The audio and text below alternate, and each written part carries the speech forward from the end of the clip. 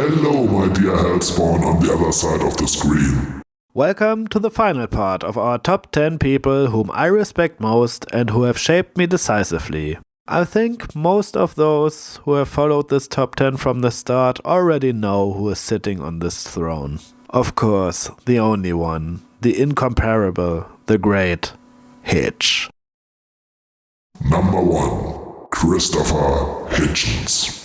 Holy shit, I can't stress enough how much Hitch has influenced me. I also became aware of him through Bill Maher's political talk show. And even if I did not agree with his attitude to Bush's Iraq war, I was able to understand his reasoning. Christopher Hitchens joins us this morning, and we're here to talk with him about his views about Iraq. Well, you're talking to us on a week, of course, when the constitutional process is delayed, but this morning the AP ran a story of some encouragement that they think that they're going to break through and reach compromises, and also the day after some horrific bombings again in the country. What's your feeling about where all this stands right now, the policy?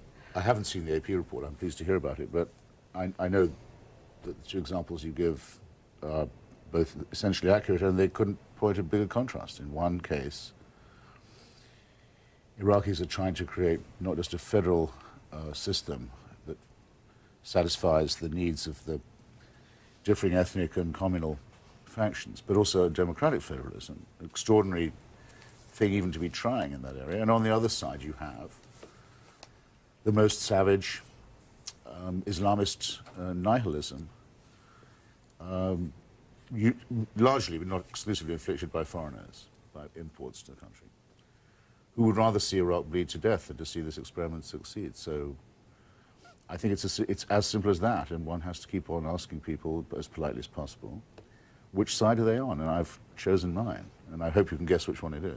But I was so impressed with his whole attitude, his repartee, his intelligence, his wit and his ability to debate, his humor and his incredible knowledge and his way of using both on fitting occasions to pull the rug from under the feet of his opponents. I immediately bought his current book at that time, God is Not Great, and read it within a very short time. This way, I became aware of his other books, in which he portrayed Henry Kissinger as the war criminal he is, exposed Mother Teresa as the power and money-loving criminal that she was, and also exposed the Clintons as those power and money-obsessed liars they are. The Vanity Fair video with Hitchens' alternative 10 commandments was also great, and adherence to this would make the world a better place. I'm Christopher Hitchens, and implausible though it may seem, I want to talk about the 10 commandments. Who am I, you may well ask, to instruct or advise you on these grave matters, but even Moses himself was a revisionist and issued at least 4 versions of the Decalogue, or the top 10. So if he can be a revisionist, well, so can I. Picture then, if you will, that I'm not just taking a blue pencil, but an actual chisel, and seeing if these tablets of stone could possibly stand a bit of an update for our time. Numbers 1 and 2 actually don't have anything to do with ethics at all. They are injunctions. They remind or instruct you that I am the Lord thy God, that thou shalt have no other gods before me, and they forbid the making of graven images. The commandment against the making of graven images, or images of God, is very upsetting to many Catholics who often leave this bit of the commandment out, because where would Christian art and devotional painting be if you couldn't make impressive images of God, his son, his son's mother? Then we are rather sternly ordered not to take the name of this God in vain, and it's then added rather superfluously that you won't be held guiltless if you do take the name of this Lord in vain. Well, no one has ever worked out exactly how to obey this commandment. Is it taking the Lord's name in vain to shout, God is great, while blowing yourself up and killing innocent people? Some say it's obedience to the law of God. When I say God knows, I really mean I think that nobody knows. It's usually wise when promulgating eternal laws to be clear about what you mean. Remember the Sabbath day to keep it holy.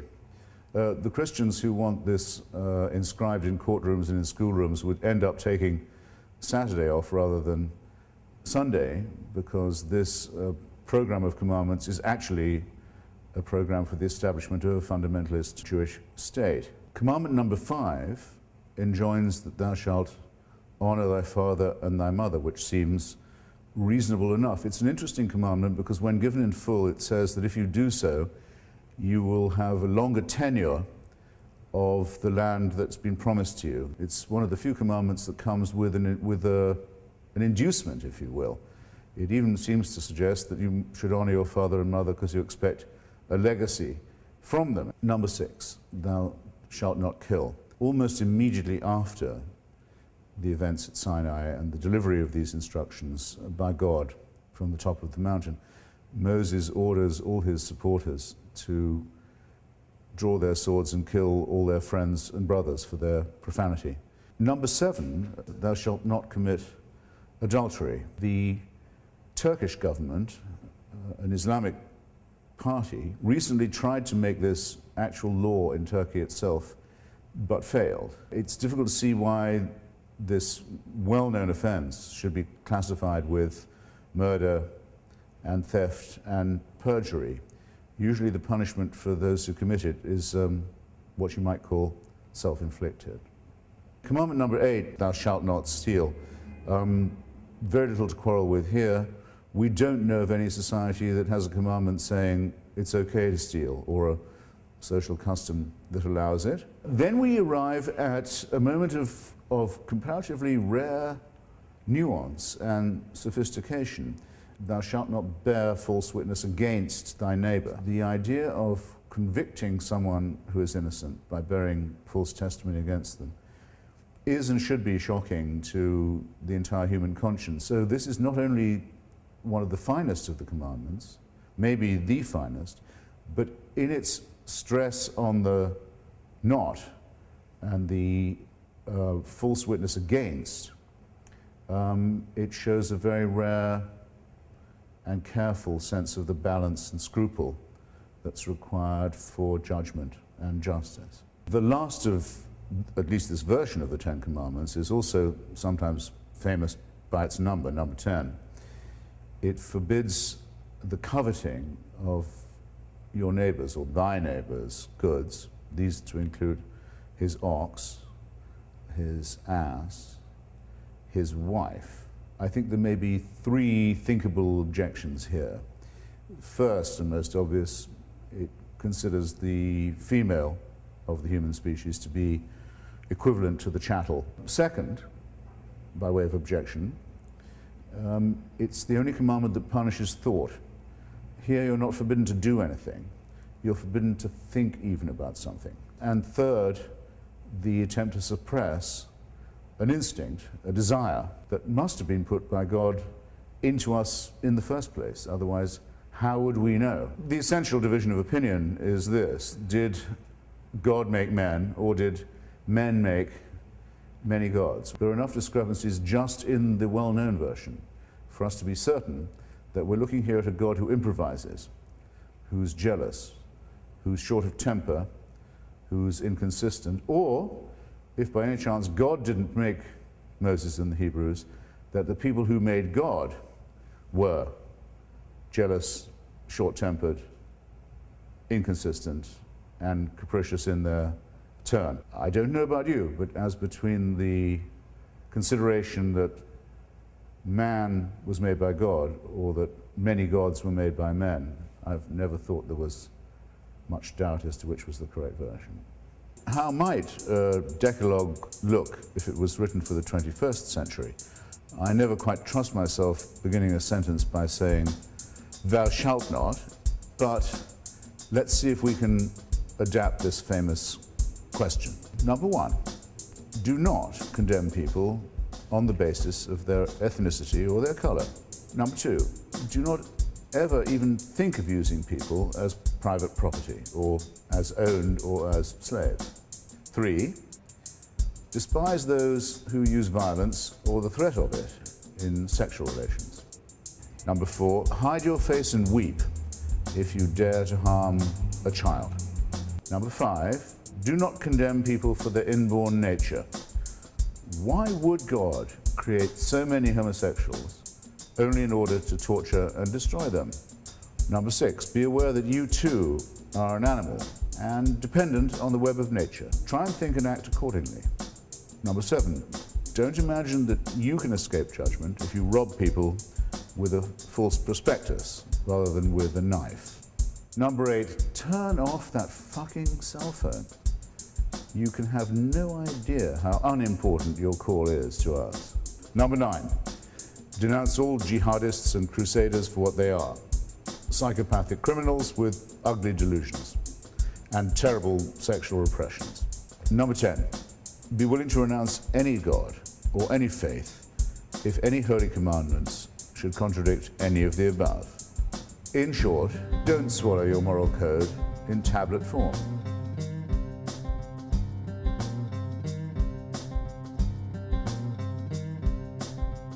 In his innumerable debates, he often emerged as decisive victor, even when he debated 4 Christians at the same time once. He dismantled Tony Blair, Al Sharpton, Dinesh D'Souza, and various rabbis, priests, and theologians with relish and ran circles around them. He was so sharp-tongued that his opponents had already bled out before they even realized that they were wounded at all.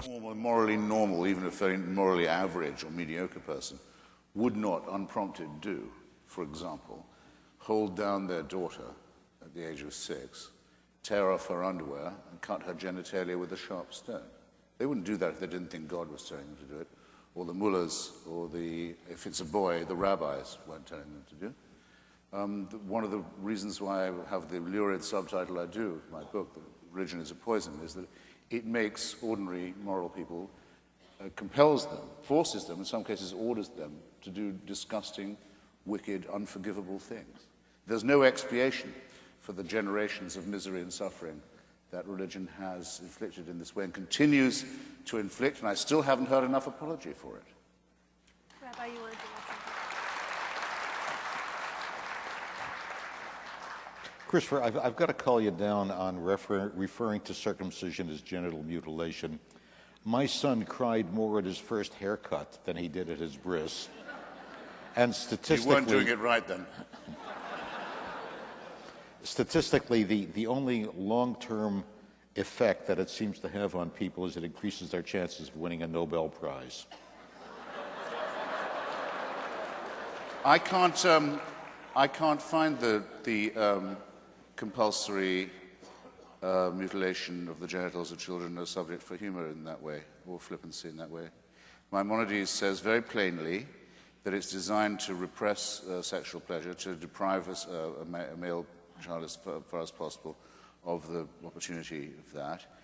The full excision, not just the snip or the full mandatory covenant is fantastically painful, leads to trauma, leads to the dulling of the sexual relationship, and can be in itself life-threatening at that moment. We have the records, I can show them to you, of hundreds and hundreds and hundreds in the United States, boy babies who've died or had life-threatening infections as a result of this disgusting practice. That a person as humane as yourself can sit here and think of that as a fit subject for humor shows what I mean. Religion makes morally normal people say and do disgusting and wicked things, and you've just proved my point for me.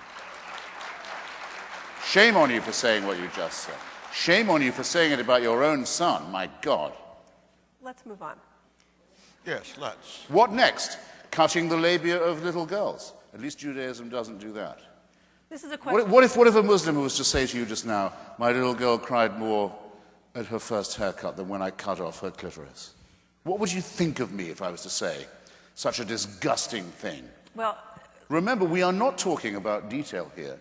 We're talking about whether religion makes people behave better or not. Let's give the rabbi a chance. I wanted to move on, but let's give the rabbi a chance to respond to what you said, because it got pretty personal here. So, again, my experience in my own son, my own grandson, hundreds of congregants, has been that it's nothing like what you're talking about, and that for whatever reason that this has become an issue for you, I just think is excessive. What do you mean by that?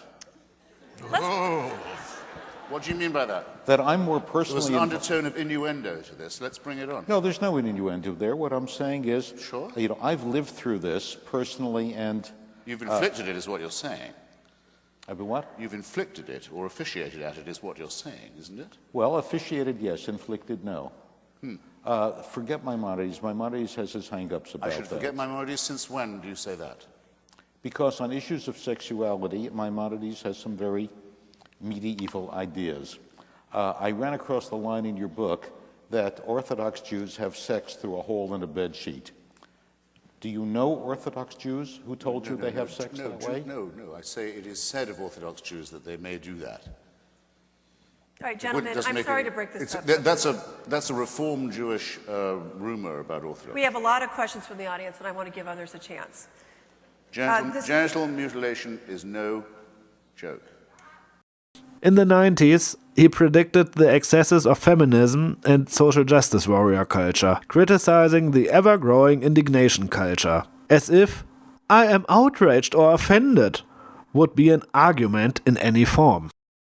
He saw himself not only as an atheist, but as an anti-theist. He often complained about the fact that he had to use a label for his non-beliefs, since you also don't have labels for not believing in the Tooth Fairy, Santa Claus, or the Easter Bunny. In his book, The Portable Atheist, he brilliantly formulates my heartfelt thoughts and feelings.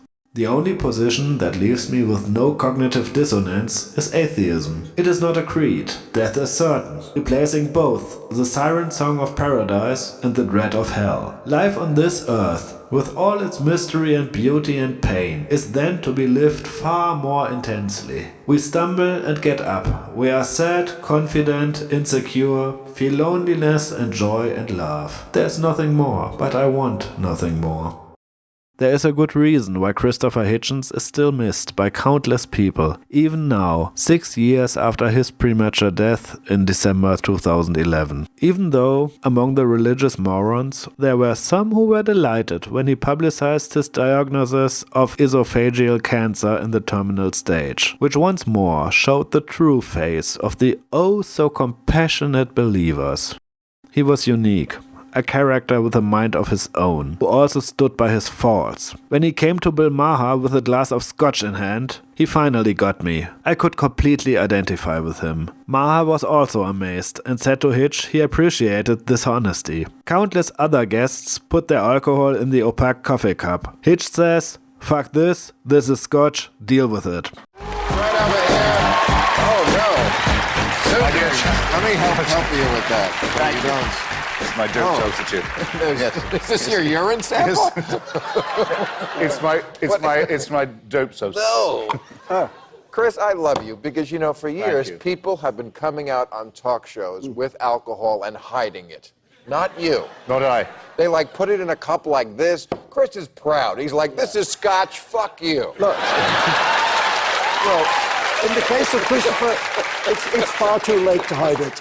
I just think it should be listed as a leading indicator. It's sort of one of nature's things. It's like mother's milk. It so is. And so much better for you than that dope. You look great, by the way. I know you have been working on your health. Obviously not completely, but I've read about it. No, the New England Journal of Medicine says at least 2 drinks a day for the heart and the bloodstream. Well, of course, that's... Not many people have the guts in their bones to stand by their alcoholism as Hitchens had. We have a number of questions, curiously enough, about your favorite things. One wants to know things you can't live without when traveling. And one well-informed audience member, of course, wants to know what your favorite whiskey is. Well, I don't see what the difference between the two questions.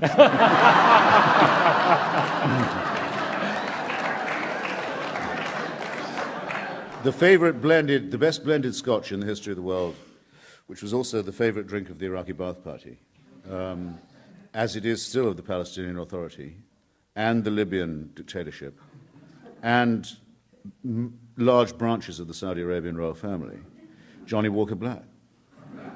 Breakfast of champions, except no substitutes. That his alcohol consumption certainly contributed to the fact that he fell ill with esophageal cancer should be clear. But he stood by it, and only that counts. that makes him even bigger in my eyes. And sometime soon, I will also make a video about the relationship of our society with alcoholism, because it is a personal concern of mine. Have you ever noticed how many great minds are or were alcoholics? Alcohol and intelligence are not mutually exclusive. No, I think, in a certain sense, they even favor each other. If you have the mental horizon to understand how the world works and why it works like that, and how easy it would be to solve most problems if only people had the will and guts to do so, then you can't endure the sober for a long time. There is a truth in the saying, stupid people live happier lives. And no, this time I'm not digressing. A great mind like Hitchens must have been almost driven to madness regarding the stupidity with which he was always confronted. Why now? Why am I doing this now, people ask. Well, I'll tell you why now, because in the last few years it's become impossible to turn a page of a newspaper without being, as the religious would say, offended. In other words, I don't think I sound self-pitying if I say that I'm offended that a cartoonist in a tiny democratic country in Scandinavia, Denmark, can't do his job without a death threat, and that no American magazine or newspaper would reprint those cartoons, either to elucidate the question or in solidarity.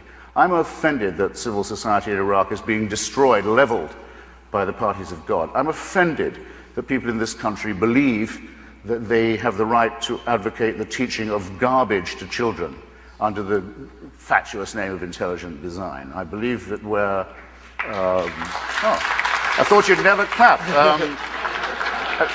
Just as I believe that where religion ends, philosophy begins, where alchemy ends, chemistry begins, where astrology ends, astronomy begins, and now the people will say, well, let's give equal time to astrology in the schools. It's nonsense, dangerous and sinister nonsense. The Pope says, AIDS may be bad, but condoms are much worse. What kind of moral teaching is this? And how many people are going to die for such dogma? You see what I mean? No wonder he took to alcohol. And the fascinating thing about him is that even in a drunken state, he could still dismantle his opponents and run circles around them. Now, I am absolutely convinced that the main source of hatred in the world is religion and organized religion. Absolutely convinced of it. And I think it should be religion treated with ridicule and hatred and contempt. And I claim that right. So when I say, as the subtitle of my book, that I think religion poisons everything, I'm not just doing what publishers like and coming up with a provocative subtitle. I mean to say it infects us in our most basic integrity. It says we can't be moral without Big Brother, without a totalitarian permission. It means we can't be good to one another. It means we can't think without this. We must be afraid. We must also be forced to love someone who we fear. The essence of sadomasochism. The essence of abjection. The essence of the master-slave relationship. And that knows that death is coming and can't wait to bring it on. I say this is evil. And though I do some nights stay home, I enjoy more the nights when I go out and fight against this ultimate wickedness and ultimate stupidity. Is it not the case that the spread of Christianity, about which you spoke so warmly and affectingly in your opening remarks, attributing it to the innate truth of the Bible story, was spread by that means, or because the Emperor Constantine decided to make Christianity the official religion of the Roman Empire? Which, in your view, contributed more to the spread of the faith? The Holy Spirit. I rest my case. You give me the awful impression, I hate to have to say it, of someone who hasn't read any of the arguments against your position ever. He was one of the very few truly great thinkers of our time. What distinguishes him from his colleagues Dawkins, Dennett and Harris and catapults him by far to the first place is his relentless, blunt nature and his charisma. The other three unfortunately can't keep up with him. They are often still much too nice and diplomatic. Hitchens called a spade, and when someone was a moron, he let that person know. People like him, critical, free thinkers, should come out of our educational and university systems 1,000-fold, but instead they remain the exception. Why is this so? And as we see today with Milo, critical voices are not even allowed to speak at universities without violence or protests. Speaking of, just think about a debate between Milo and Hitchens. Okay, Hitch would have dissected him on the subject of religion, but talking about Trump would have been verbal fireworks. Apart from Christianity and Trump, both are real in many respects, such as Islam, free speech, modern feminism, Clintons, and so on. Even if 2016, a bunch of people with whose works I grew up have died, I miss none of them as much as Hitch. Every morning when I go through the news, I always ask myself, what would Hitchens say? Where would Hitchens stand on this? His voice is simply lacking in today's media politics landscape, and the fact that I am by far not the only one who has this feeling shows one thing very clearly. There is currently no one who can replace him, who could even remotely follow in his footsteps. Sometimes I feel that reason and common sense have died with him. He was an exceptional figure, not only as a fighter against religious idiocy, but also as a journalist. But with all the merciless openness, he also mastered the soft tones and could also be humble when there was an occasion for it. When I watched the video of his last public appearance, my eyes begin welling up at Richard Dawkins' laudation already. Today I am called upon to honor a man whose name will be joined in the history of our movement with those of Bertrand Russell, Robert Ingersoll, Thomas Paine, David Hume. He's a writer and an orator with a matchless style, commanding a vocabulary and a range of literary and historical allusion far wider than anybody I know. And I live in Oxford, his alma mater and mine. He's a reader whose breadth of reading is simultaneously so deep and comprehensive as to deserve the slightly stuffy word learned, except that Christopher is the least stuffy, learned person you will ever meet.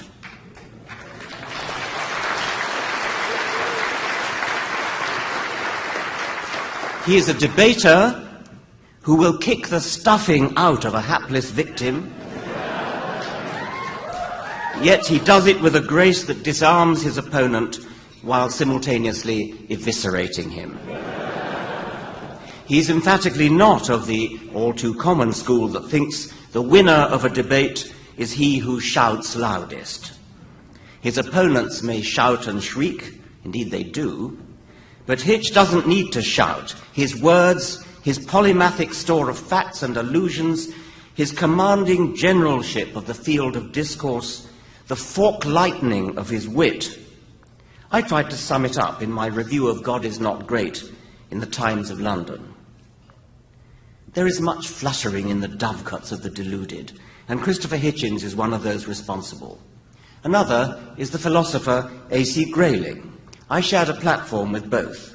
We were to debate against a trio of, as it turned out, rather half-hearted religious apologists. Of course, I don't believe in a God with a long white beard, but I hadn't met Hitchens before, but I got an idea of what to expect when Grayling emailed me to discuss tactics. After proposing a couple of lines of attack for himself and me, he concluded, and Hitch will spray AK-47 ammo at the enemy in characteristic style.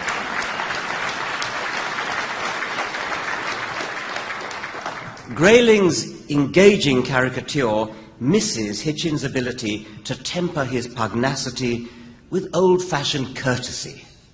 And spray suggests a scattershot fusillade, which underestimates the deadly accuracy of his marksmanship. If you are a religious apologist invited to debate with Christopher Hitchens, decline.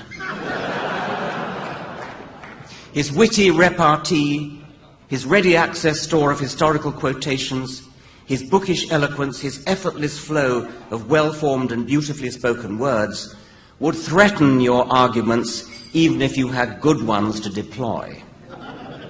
A string of reverends and theologians ruefully discovered this during Hitchens' barnstorming book tour around the United States.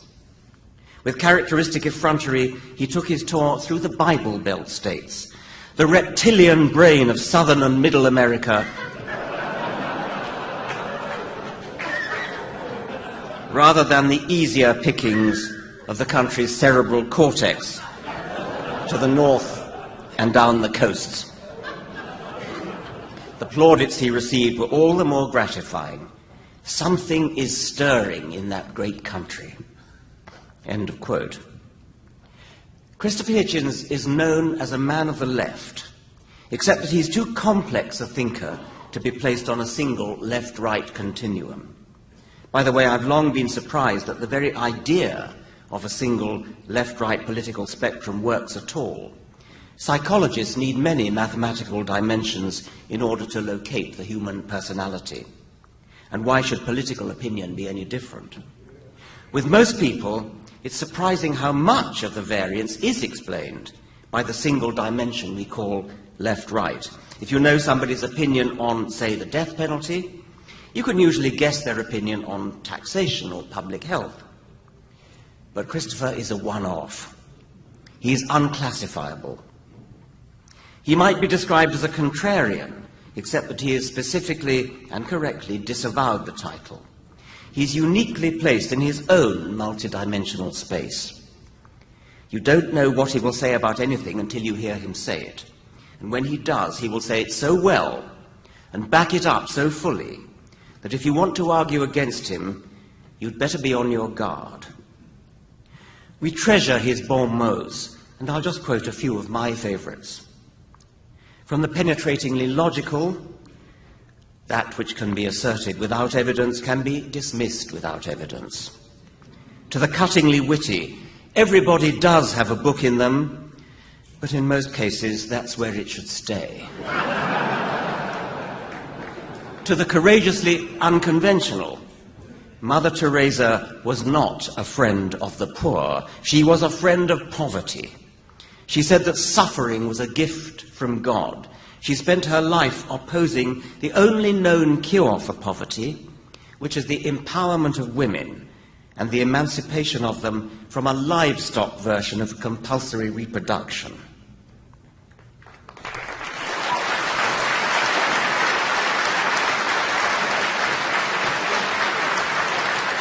And this, everything about Christianity is contained in the pathetic image of the flock. His respect for women and their rights shines forth. Who are your favorite heroines in real life? The women of Afghanistan, Iraq, and Iran, who risk their lives and their beauty to defy the foulness of theocracy. I was asked to honor Christopher Hitchens today. I need hardly say that he does me the far greater honor by accepting this award in my name. Ladies and gentlemen, comrades, I give you Christopher Hitchens.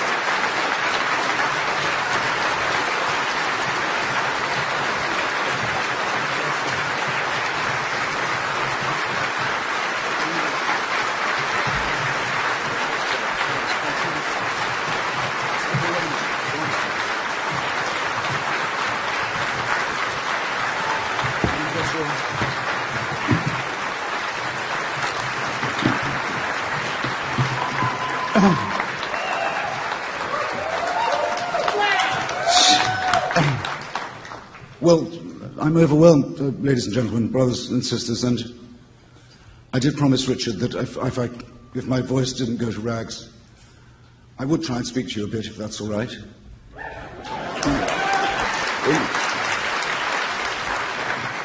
In acknowledgement, but I do so acutely aware that I'm the one standing between you and the Saturday night fever, and the bars and the entertainments and so forth. And also we have a Q&A, we hope. So I'll be terse. As far as it lies within my power, I once got involved, through no fault of my own, in a presidential impeachment in Washington.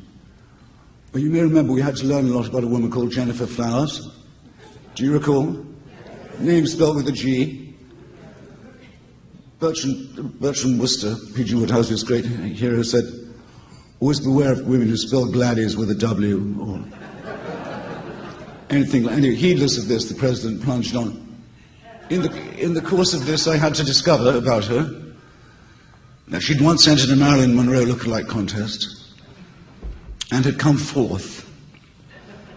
You may picture, therefore, comrades, my emotions at receiving not just the Richard Dawkins Prize, but the Richard Dawkins Prize from his own hands.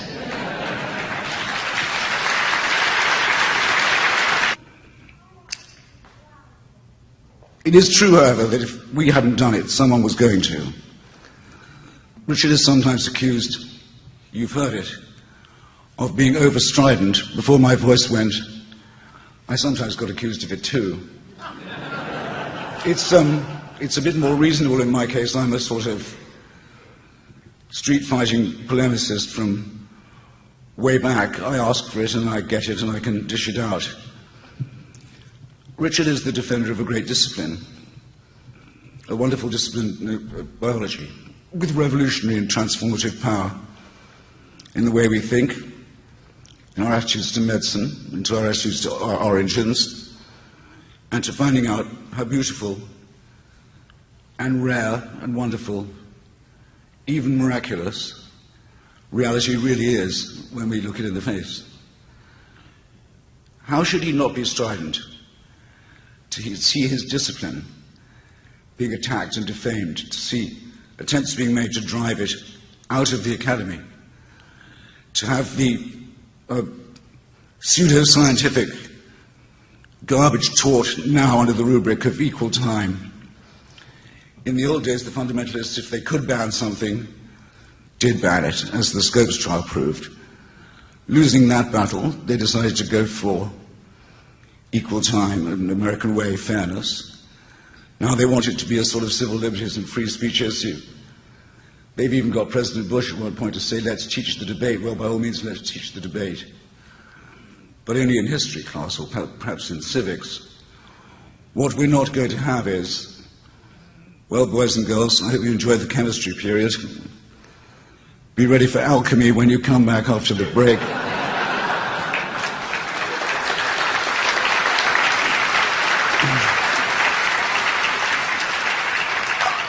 Up with this we will not put. We're not going to have our children stultified and insulted by the teaching of garbage of this kind.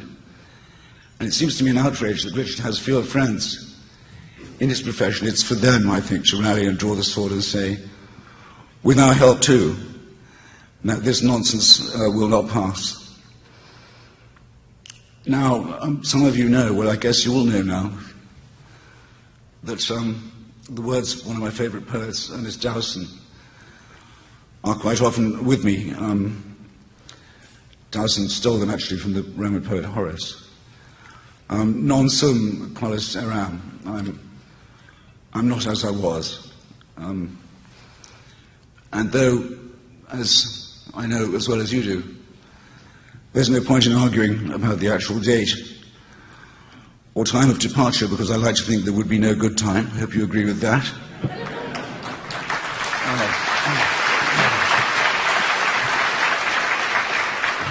There would always be something that I urgently felt I ought to do or say, and one mustn't repine or give in to self-pity about that. But at this present moment, I have to say, I feel very envious of someone who's young and active and starting out in this argument. Just think of the extraordinary things that are happening to us. Go, for example, to the Smithsonian Museum, to the new, I hope you've done it, to the new Hall of Human Origins. Magnificently curated new exhibition, which shows, among other things, the branch, or branches along which perhaps three, certainly three, maybe four if you count Indonesia, humanoid, shall we say, anthropoid species died out not very long ago, within measurable distance of 75,000 years or so. Possibly destroyed by us, possibly not. We don't know. We know they decorated their graves. We think they probably had language ability. We don't know if they had souls. I'm sorry, I can't help you. We probably assume that they were deluded into having some kind of God. But no religion is yet pronounced on these cousins and brothers and sisters of ours, because they don't fit. There's no way of fitting them into the ridiculous story that makes this tape wind round and round again and replay it and lead to us, to the grand solipsistic conclusion that this whole thing is designed with us in mind. But what a wonderful thing to be starting out in this tremendous new field of endeavor. How fabulous it would be if you had a gift for physics to get a job as an intern with Lawrence Krauss, for example, who's just beginning to unravel, as very, very few people have yet dared to do, the idea of the alternate and parallel universe. And with each horizon that we reach, we see more bending beautifully towards and away from us.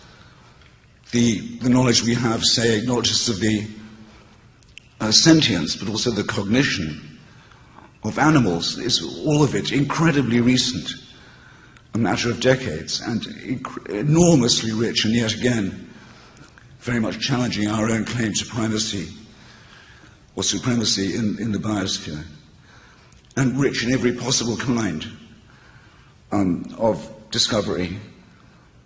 I suppose I should begin to close now, because I've said all I wanted to say for myself, and I will join Richard, if I may. You can ask me a question or two with your indulgence, but to say that I'm not going to quit until I absolutely have to, but that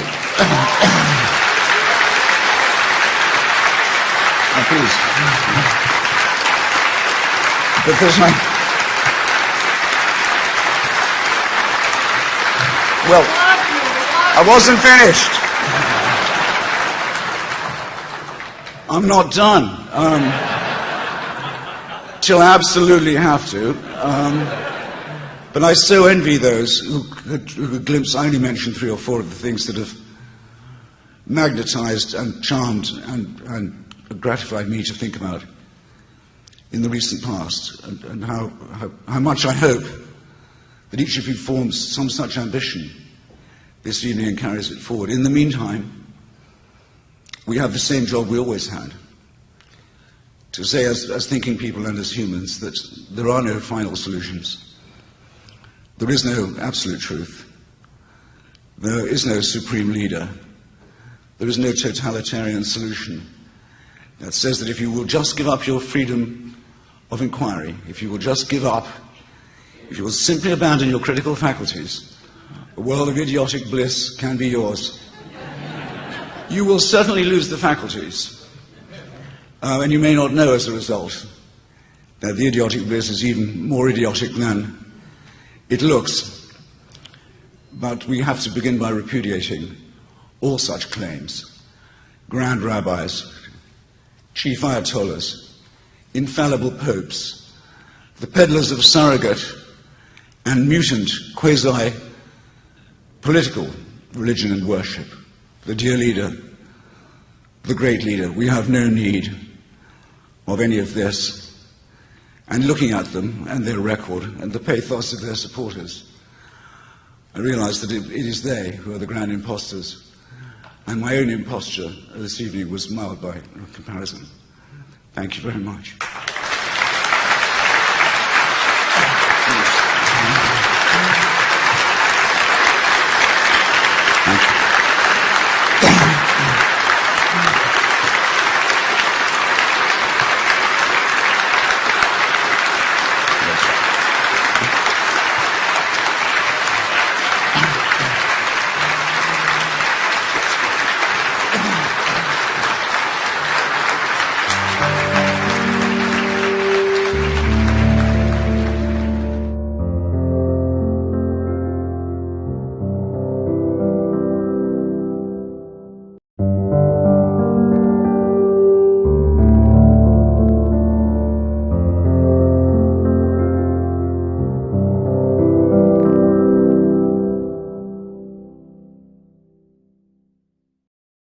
Hitchens' brief conversation with the 8-year-old girl and her mother about which books he would recommend to the girl as a free thinker shows him at his best. Humorous and self-depreciating when he realizes that she has read his tips already, and very human at the end. I would like to finish my top 10. I hope it was revealing and entertaining for you. Hitch, we miss you. Remember the love bit. There's an author called Robert Graves who wouldn't be far out of her reach, I don't think. There's wonderful tales of Greek and Roman mythology. Actually, the Greek stuff is pretty good. I've already read those. You've read all of them? Yes. This is getting worse and worse. She's floored me twice now. This is like the rabbis confronting Jesus outside the temple, you know. Well, I was eager to meet famous free thinkers, and because I want to grow up to be a free thinker. My mom says I'm not, but I already am. I really wish you well with this. I wish there were more like you. Actually, what would we do if there were too many? Lots of love. Take it easy. Remember the love bit also.